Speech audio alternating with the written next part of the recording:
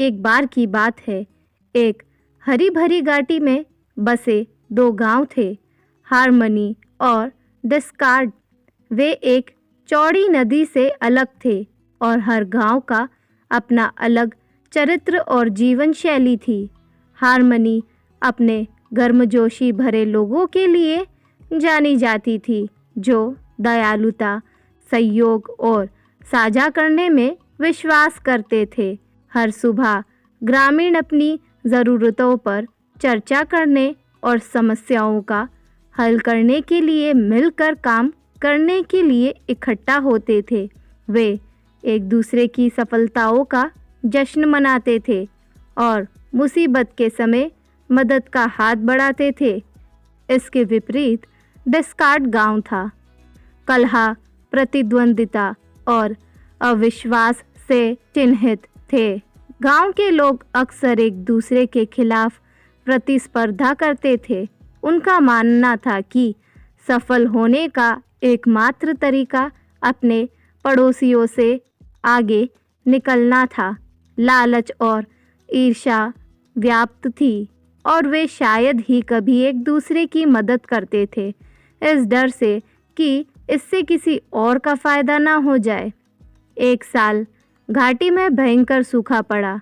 दोनों गांव की फसलें चिलचिलाती धूप में सूखने लगी। हार्मनी के लोगों ने मिलकर एक योजना बनाई। उन्होंने नदी के पानी को अधिक प्रभावी ढंग से साझा करने के लिए सिंचाई चैनलों की एक प्रणाली बनाने का फैसला किया। इसी बीच इसके विपरीत डिस्कार्ड गांव था। विवाद में ग्रामीण अपने दुर्भाग्य के लिए एक दूसरे को दोषी ठहराने में व्यस्त थे। उन्होंने जो भी पानी मिल सका उसे जमा कर लिया और साझा करने से इनकार कर दिया।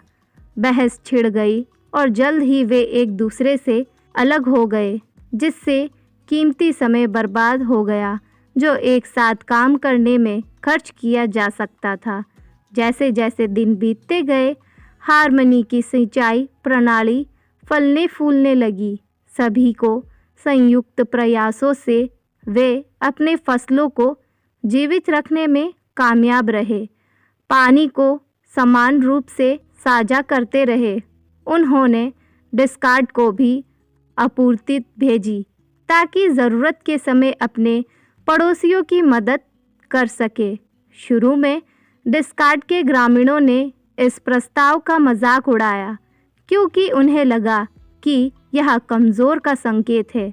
लेकिन जैसे जैसे उनकी स्थिति गंभीर होती गई और वे हताश होते गए, उन्होंने अनिच्छा से मदद स्वीकार कर ली। हार्मनी की सहायता से वे अपने कुछ फसलों को जीवित रखने में कामयाब रहे, लेकिन कलह के बीज पहले से ही जड़ जमा चुके थे। एक दिन हार्मनी के नेता ने उनकी प्रगति की जांच करने के लिए डिस्कार्ड का दौरा किया। उन्होंने ग्रामीणों को अव्यवस्थित, क्रोध और संदेह से ग्रस्त पाया। उन्होंने कुछ समय के लिए रुकने का फैसला किया और कहानियाँ साझी कि कैसे उनका गांव सहयोग और विश्वास पर पनपा।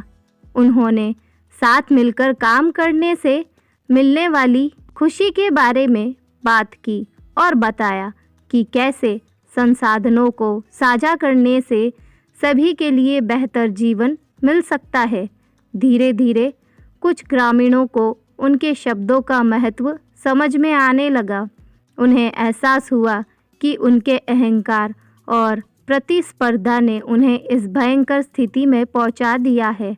नेता की दयालुता से प्रेरित होकर कुछ बहादुर लोगों ने अपने पड़ोसियों की मदद करना शुरू कर दिया और उन्हें छोटी छोटी मदद की पेशकश की। जैसे जैसे ये कार्य बढ़ते गए, डिस्कार्ड में माहौल बदलने लगा।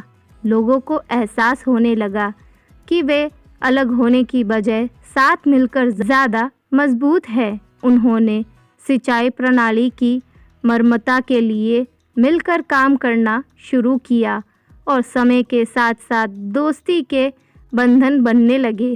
जब सूखा आखिरकार खत्म हुआ तो नदी फिर से बहने लगी, जिससे घाटी में जान आ गई। गांवों ने एक साथ जश्न मनाया, एक दावत साझा की जो उन्हें उनकी नई एकता का प्रतीक थे।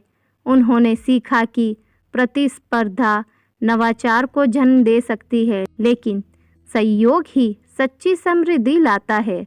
उस दिन के बाद से हारमनी और डिस्कार्ड को एकता की घाटी के रूप में जाना जाने लगा। ग्रामीणों ने एक मूल्यवान सबक सीखा था कि दयालुता और सहयोग से सबसे गहरी विभाजन को भी जीता जा सकता है। उन्होंने एक दूसरे को समर्थक करने की कसम खाई, यह सुनिश्चित करते हुए कि कोई भी फिर कभी अकेला कठिनाइयों का सामना ना करे।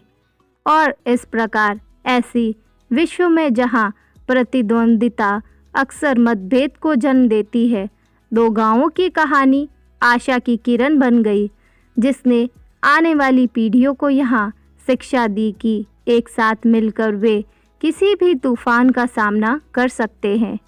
ऐसी ही और दिलचस्प कहानियों के लिए इस चैनल को सब्सक्राइब करें, लाइक करें, शेयर करें और कमेंट करें।